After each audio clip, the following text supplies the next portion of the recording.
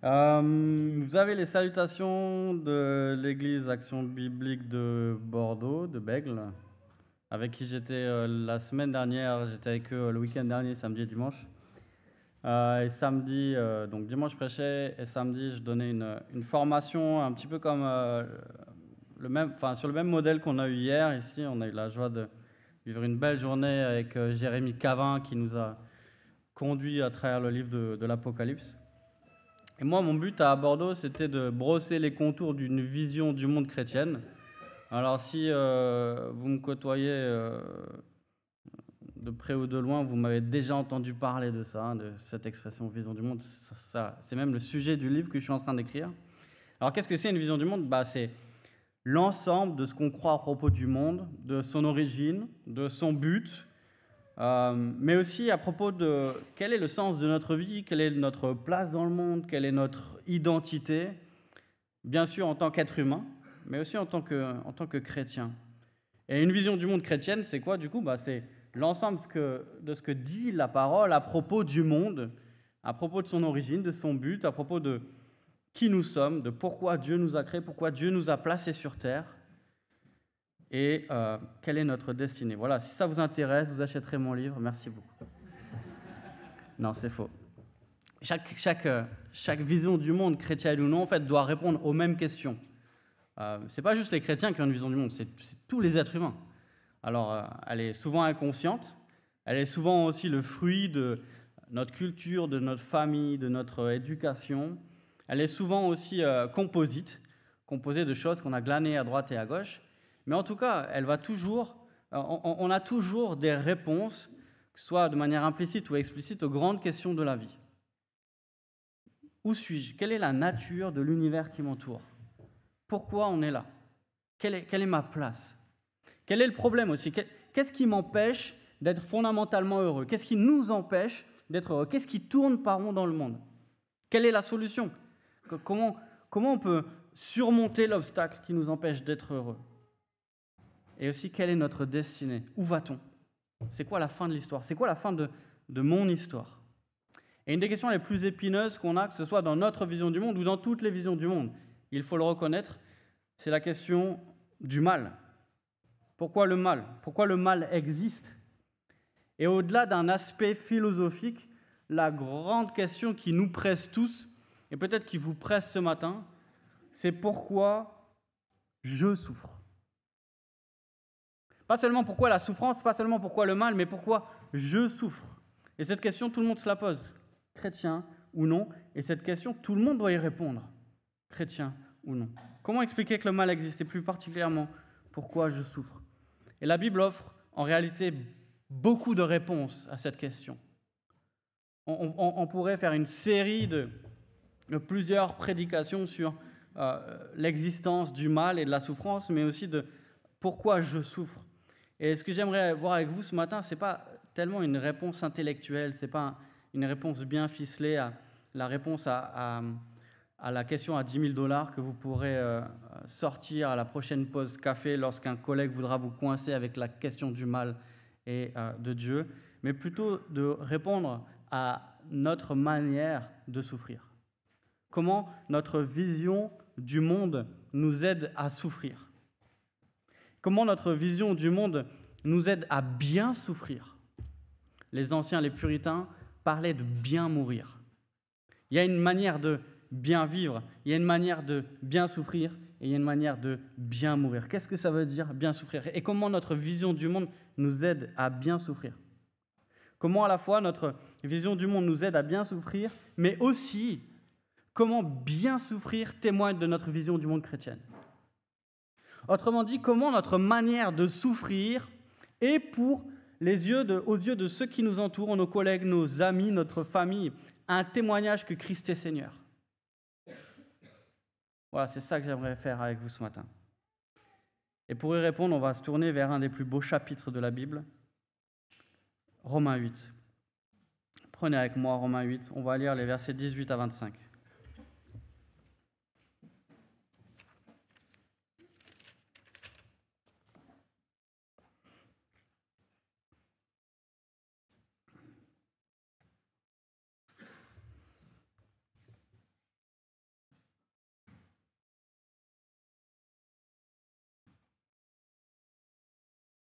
Le début de Romains 8, c'est Paul qui commence avec cette déclaration extraordinaire de l'absence de condamnation, de la justice de ceux qui sont en Christ. Il n'y a plus aucune condamnation pour ceux qui sont en Jésus-Christ. Une nouvelle justice.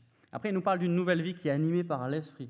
Et la manière dont les chrétiens animés par l'Esprit, unis à Christ, ne marchent plus selon les désirs de leur chair, mais marchent par la puissance de l'Esprit dans la volonté de Dieu. Ensuite, il nous parle d'une nouvelle famille. Il nous dit que nous sommes co-héritiers de Christ et que par l'Esprit, nous pouvons appeler Dieu notre Père.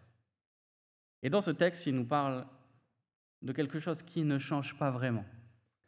Juste avant, il nous parle des choses qui changent dans la vie chrétienne. Plus de condamnation, une vie nouvelle, une famille nouvelle. Et là, il nous parle de choses qui ne changent pas encore. Alors, je lis avec vous Romains 8, 18-25.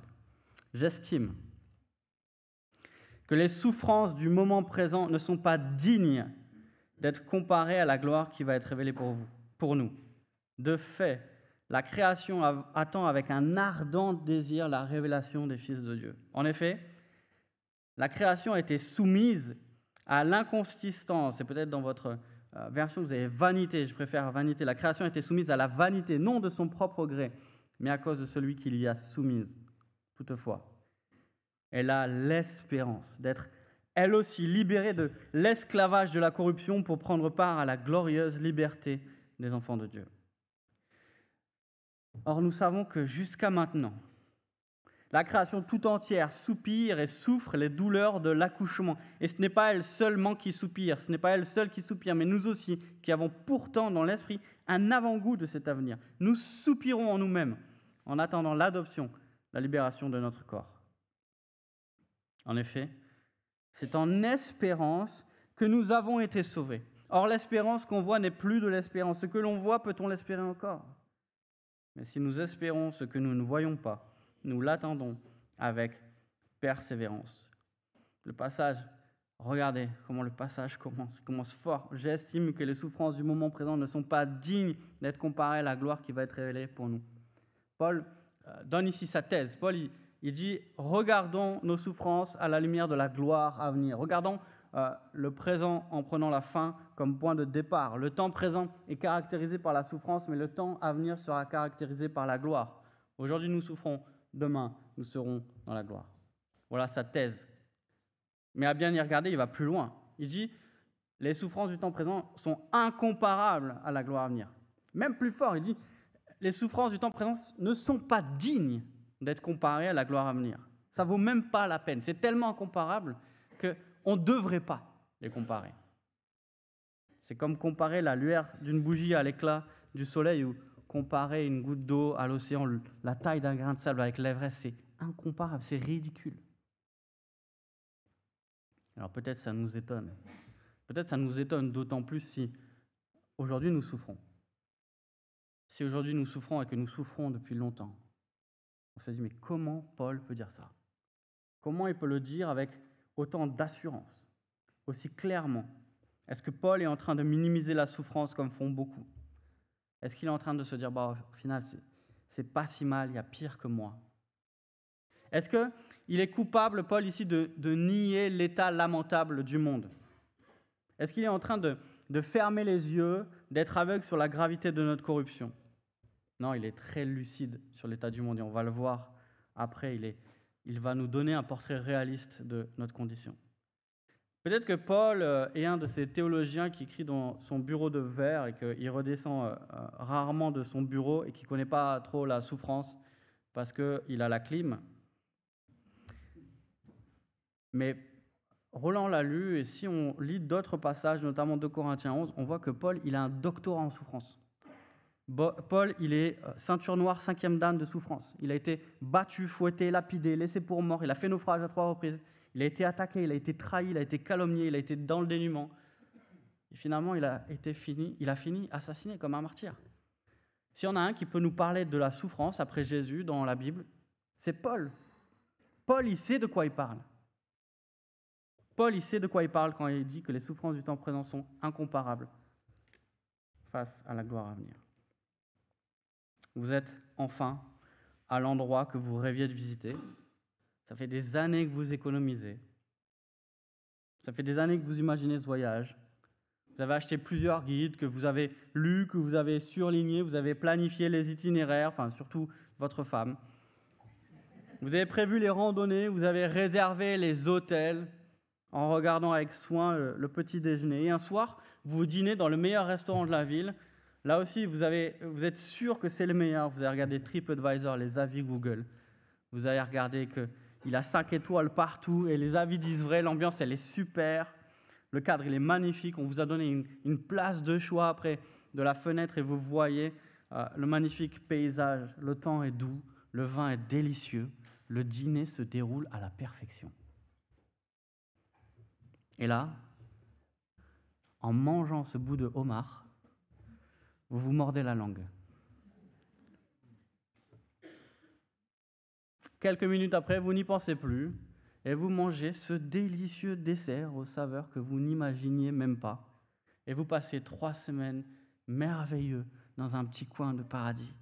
Des expériences intenses, des rencontres magnifiques. Quand vous rentrez et que vous allez montrer vos 8454 photos à toute votre famille, est-ce que vous avez parlé de la fois où vous êtes mordu la langue? Non. Pourquoi? Parce que c'est insignifiant. Et Paul nous dit ici, une vie entière de souffrance, même les souffrances qui durent, même celles qui usent, même celles qui détruisent, celles qui nous empêchent de dormir, celles qui nous font pleurer lorsque nous sommes seuls. Toutes ces souffrances-là ne sont pas dignes d'être comparées à la gloire à venir.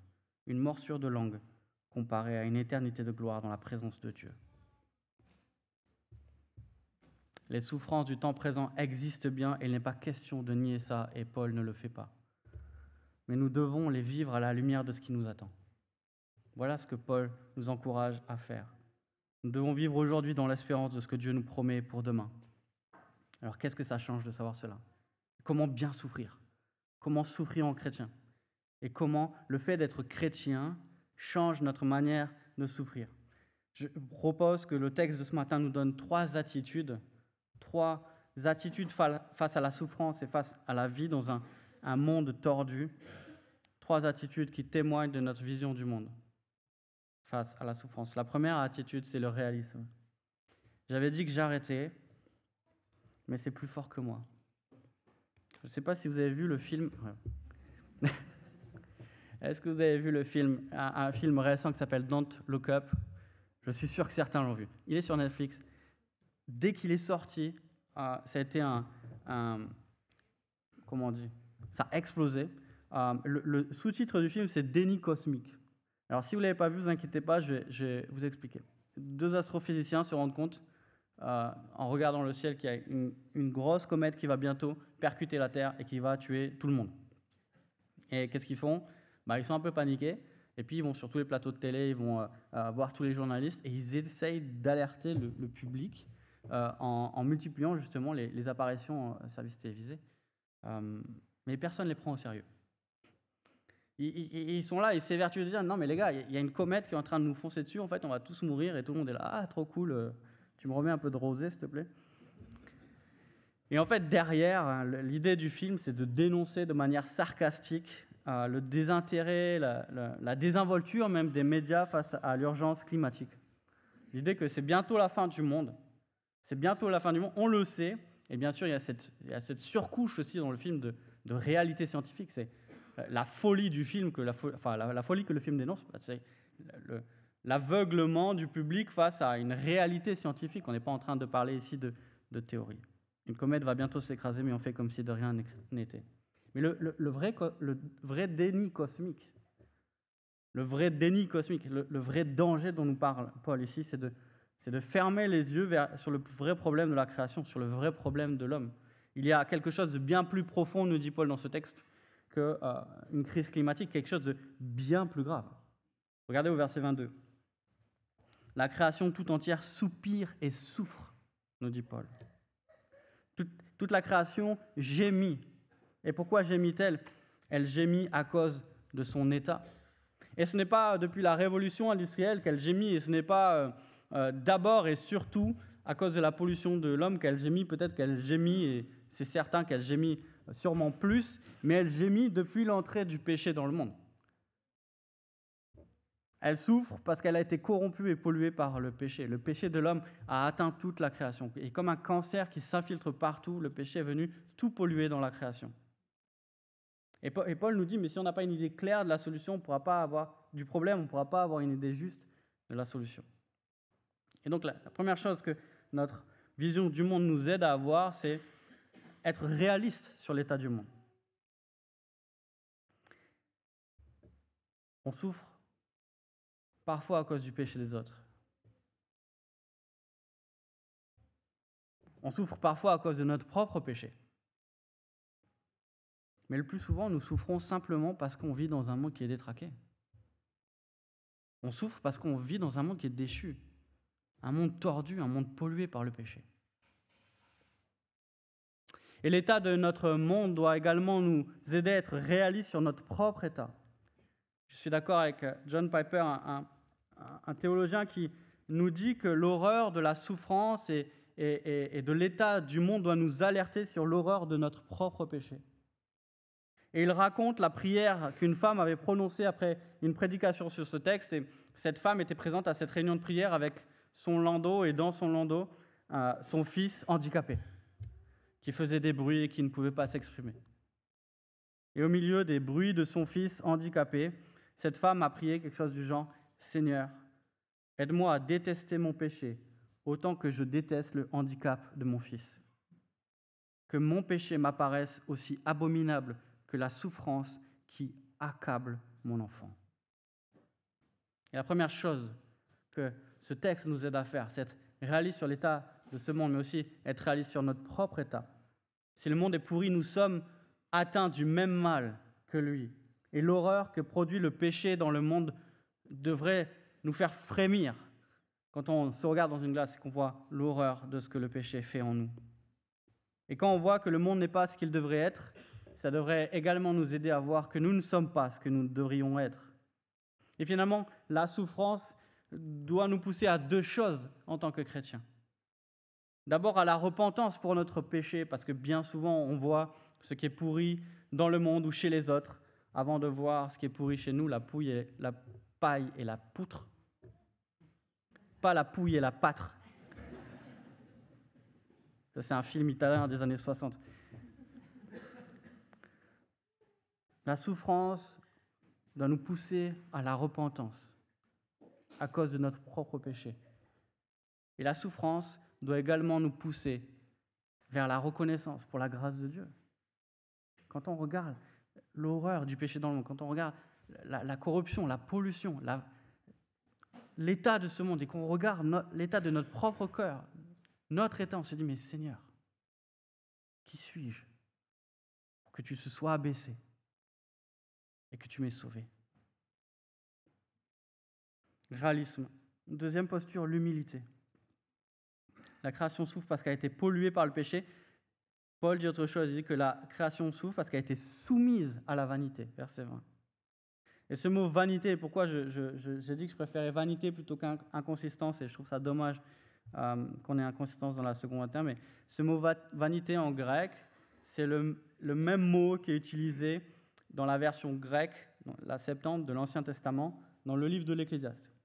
Donc en fait, quand Paul il utilise ce mot-là pour parler de la vanité, chez les premiers lecteurs de la lettre aux Romains, normalement, comme disait mon prof d'Ancien Testament, ça fait ding-dong.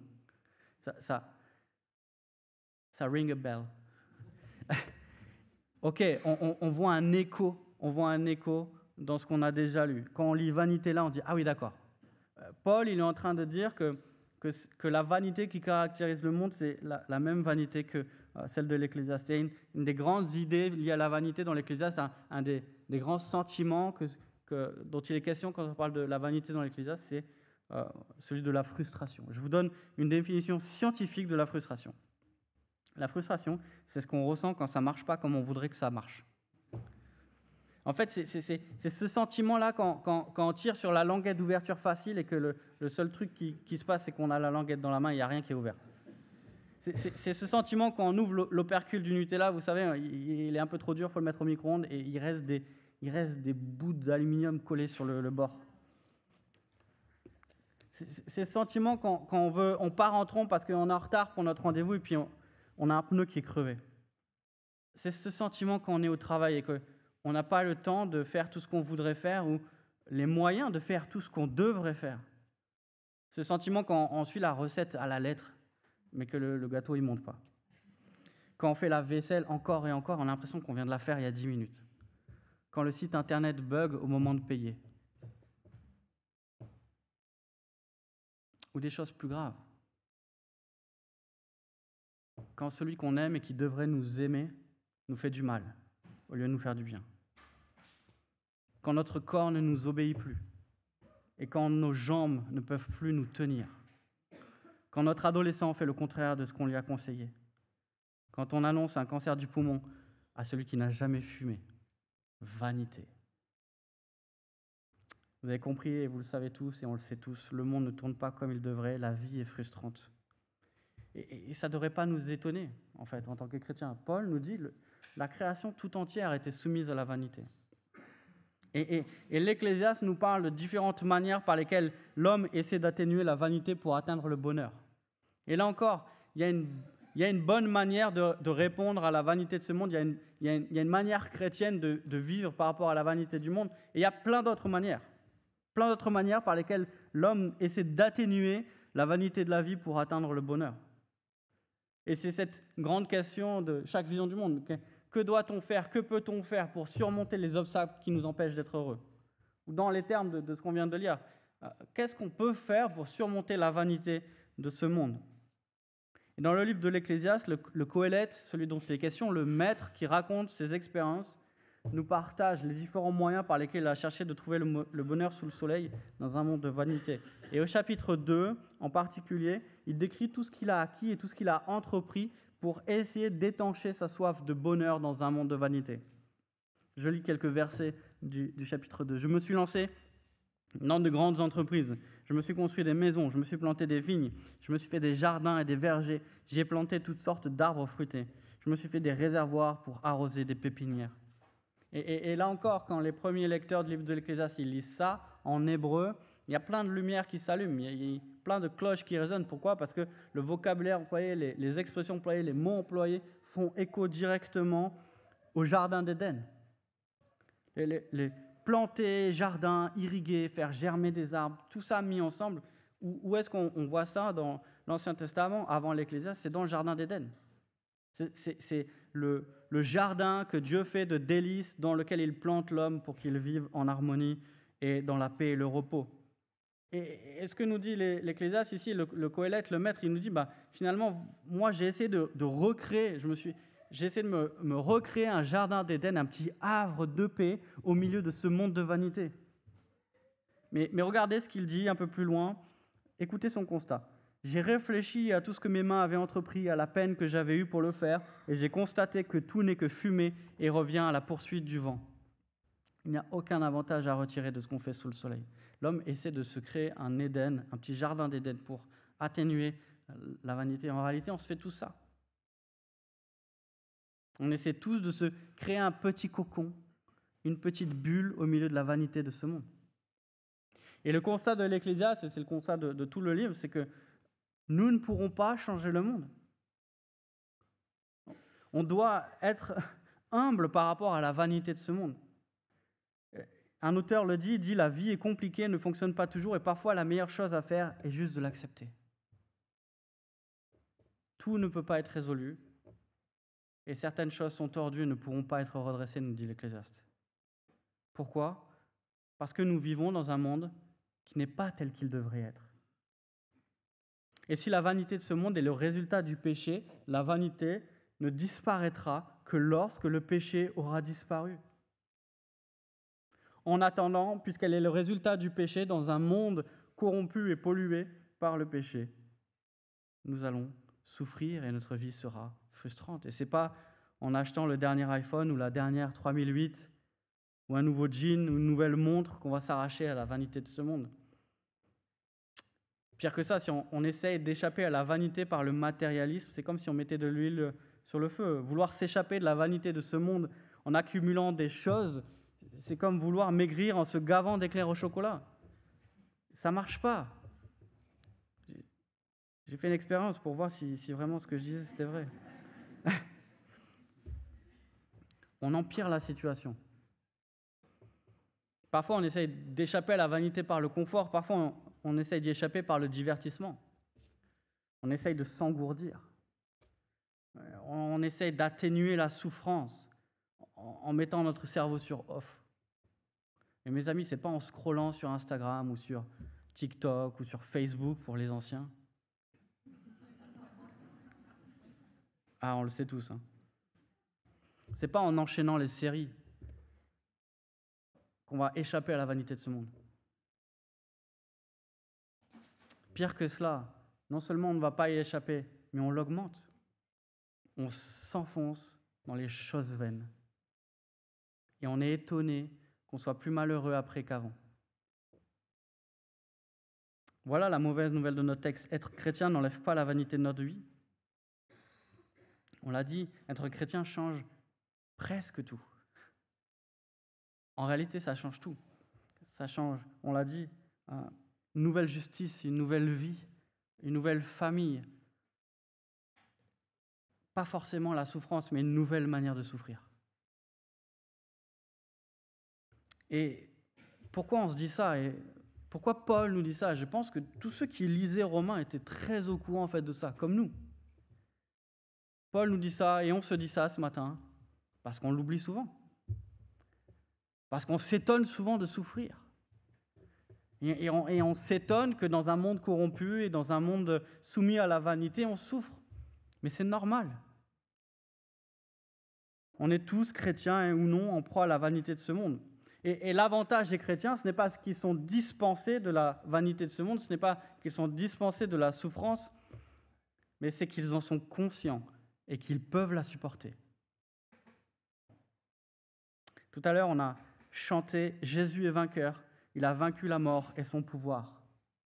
La croix, mes amis, la croix de Jésus-Christ, la mort de Christ et sa résurrection par laquelle il vainc le pouvoir des ténèbres, il brise la malédiction du péché, il nous délivre de l'esclavage du péché, il nous donne une vie nouvelle en lui.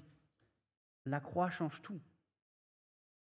La croix change notre manière de voir le monde et de vivre dans le monde.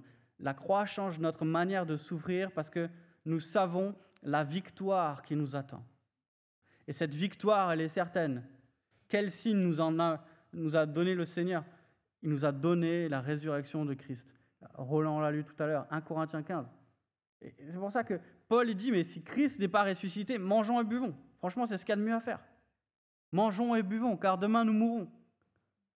Mais gloire soit rendue à Dieu, Christ est ressuscité, et par là, Dieu a montré son pouvoir sur la mort et sur le péché. Voilà ce qui change. Voilà pourquoi nous pouvons souffrir de manière différente. Et voilà ce qui nous donne cette troisième attitude, cette troisième posture face à la souffrance, qui est l'espérance. En attendant la victoire, en attendant la délivrance finale, on attend comme la création, et en attendant, qu'est-ce qu'on fait? Verset 23, on soupire. Et Paul, il est conscient ici qu'il y a une tension. Hein. Il est en train de nous dire, mais vous avez l'esprit, vous avez une nouvelle vie par l'esprit, vous avez une nouvelle famille, vous appelez Dieu votre Père. Et finalement, il est en train de répondre à la question, ici, dans Romains 8, mais comment ça se fait que nous qui avons l'esprit qui a ressuscité Christ, nous qui avons cet esprit de puissance donné par Dieu, comment ça se fait que nous souffrons encore? Et ça, c'est une question que l'on se pose tous. Et c'est une question que les autres vont vous poser. Comment ça se fait que Dieu a ressuscité Christ et toi, tu souffres encore? Comment ça se fait, si Dieu est tout-puissant, qu'il y a encore la souffrance et le mal dans le monde? Parce que nous attendons. Parce que ce n'est pas encore. Parce que la victoire est là, mais la bataille fait encore rage. Parce qu'on est coincé entre le jour du débarquement, le D-Day, et le jour de la victoire, le V-Day. 1 an, quelques mois séparés les deux événements. En attendant, la guerre n'était pas encore finie. même si nous avons, et c'est ce que Paul dit, nous qui avons pourtant dans l'esprit un avant-goût de cet avenir glorieux, nous aussi nous soupirons. Un pasteur de l'évangile de la prospérité écrit un livre qui s'appelle « Vivre le meilleur maintenant ». Ça donne envie de l'acheter, n'est-ce pas? Surtout quand on souffre. Mais toute la Bible, et Paul ici nous dit clairement, le meilleur, c'est pas maintenant, le meilleur, c'est plus tard. Le meilleur, c'est pas aujourd'hui, le meilleur, c'est demain. On n'est pas ce qu'on était, et ça Paul l'a dit depuis le chapitre 4 de Romains. On est plus ce qu'on était, mais on n'est pas encore ce que nous serons. On a déjà les prémices, mais ce n'est pas encore la récolte. On soupire parce qu'on est encore sujet à la corruption, en proie à la corruption, à la vanité du monde. Et en Christ, on a déjà été délivrés de la culpabilité du péché, mais on subit encore les ravages et les assauts de la corruption du péché. Et tant que nous vivrons dans ce corps de mort, et c'est Paul qui le dit lui-même, tant que nous vivrons dans ce corps de mort, tant que nous vivrons dans ce monde déchu, nous allons souffrir. Et en attendant cette libération, nous soupirons. On attend la rédemption complète et définitive de notre corps. On attend la rédemption complète et définitive de la création. En attendant, nous soupirons comme la création. Nous gémissons. Mais un jour, nous dit Paul, la création participera à la gloire des enfants de Dieu. Nous serons débarrassés du péché. Nous vivrons unis à Christ dans sa présence glorieuse, dans un corps glorifié, dans une création glorifiée. Et les deux derniers versets de notre passage, les versets 24 et 25, nous parlent de cette espérance. Et Paul nous dit quelque chose d'étrange, encore comme une espèce de paradoxe, en tout cas une tension. Regardez, c'est en espérance, verset 24, c'est en espérance que nous avons été sauvés. Il était où pendant les cours de grammaire, Paul? C'est en espérance future que nous avons été sauvés, passé. Notre salut possède une dimension passée et future. On a été délivrés de la condamnation, mais pas encore de la corruption. Et Paul nous dit, on est au milieu de ça.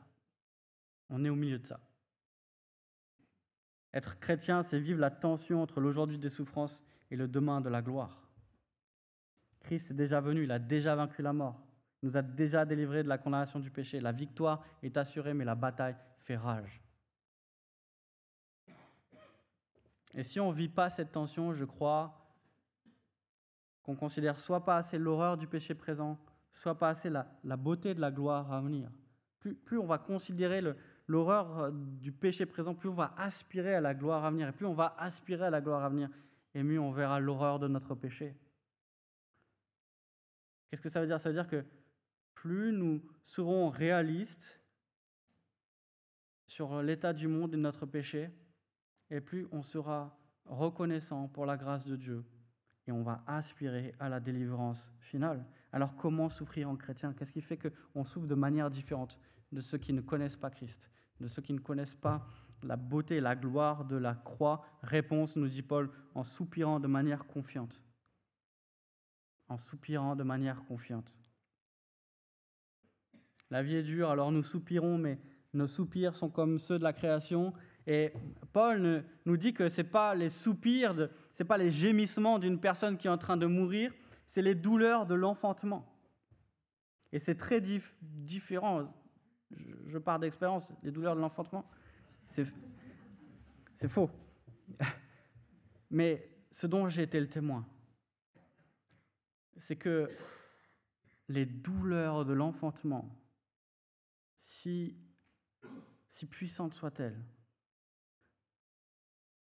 laissent bientôt place à la joie de la nouvelle vie qui arrive. Voilà la différence. Nos soupirs et nos gémissements ne sont pas ceux d'une personne qui voit la mort approcher, mais ceux d'une personne qui voit la vie arriver.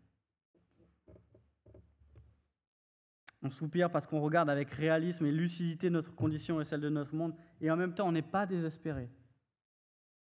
On est triste, mais pas sans espoir. Et avec ceux qui nous entourent, on pleure sur l'état de notre monde. On pleure sur le péché. On pleure sur ses conséquences. On pleure sur ses effets. On pleure parce que le monde n'est pas tel qu'il devrait être. On pleure parce que nous ne sommes pas ceux que nous devrions être. Mais nous ne sommes pas désespérés, parce qu'un jour, nous serons libérés. Et en attendant, marche par la foi, nous dit Paul, pas en fonction de ce que l'on voit, pas en fonction de ce que l'on voit de la corruption de ce monde, mais en fonction de ce que l'on sait de la libération de ce monde. Je conclus.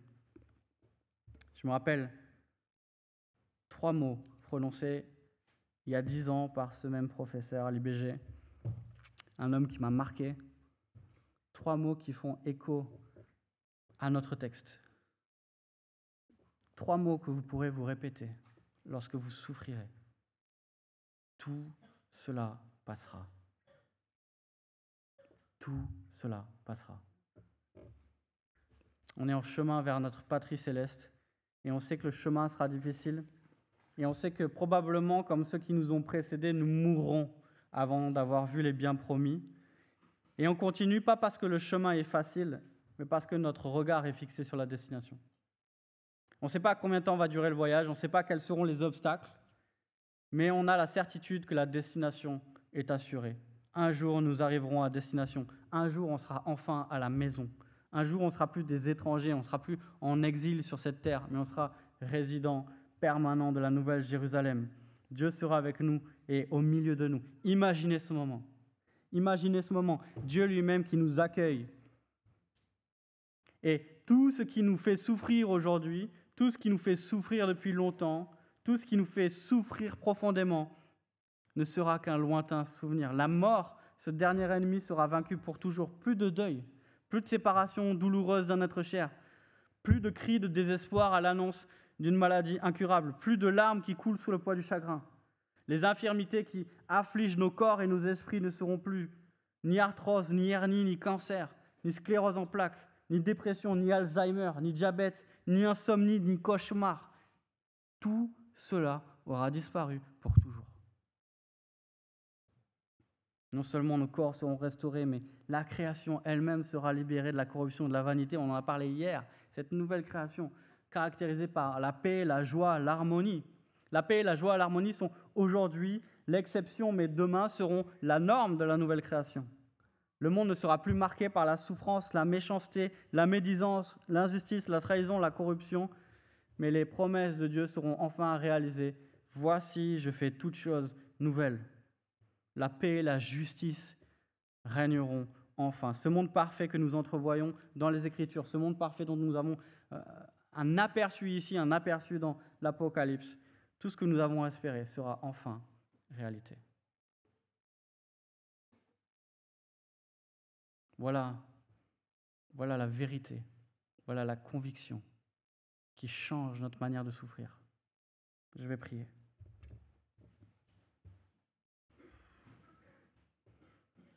Ô Dieu éternel, Créateur et souverain de toutes choses, nous reconnaissons ta providence par laquelle tu conduis l'histoire et notre histoire. Apprends-nous à être patients dans l'adversité, sachant que tu gouvernes toutes choses selon ton plan parfait. Accorde-nous de garder une confiance inébranlable en toi, quelles que soient les épreuves que nous traversons, car tu es notre Dieu et Père fidèle. Nous le savons, aucune créature, aucun pouvoir, rien ne peut nous séparer de ton amour, car tu tiens toutes choses dans ta main puissante et souveraine. Rien ne peut agir ni se mouvoir sans ta volonté, Seigneur des cieux et de la terre. Que ta souveraineté, que ta providence soient notre refuge et notre consolation, et que nous demeurions fermes dans la certitude de ta grâce et dans l'espérance de la gloire à venir. Par Jésus-Christ notre Seigneur. Amen.